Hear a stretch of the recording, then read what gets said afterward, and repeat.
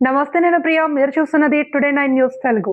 Road భద్రతపై ప్రజల్లో అవగాహన పెంపొందించేందుకు నిర్వహిస్తున్న అరైవ్ అలైవ్ కార్యక్రమంలో భాగంగా హుజూర్ నగర్ లో రోడ్డు భద్రత వారోత్సవాలు ఘనంగా నిర్వహించారు.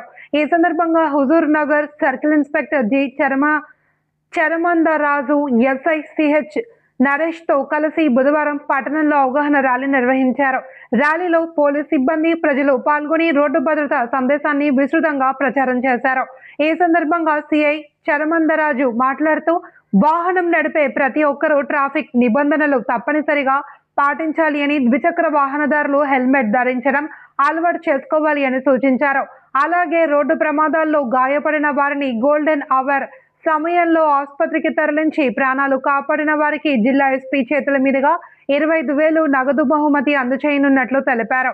రోడ్డు భద్రత అనేది కేవలం పోలీసుల బాధ్యత మాత్రమే కాదని ప్రతి పౌరుడి బాధ్యత అని పేర్కొన్నారు. ఈ కార్యక్రమంలో పోలీస్ సిబ్బంది, ప్రజా ప్రతినిధులు, విద్యార్థులు, స్థానిక ప్రజలు పాల్గొన్నారు.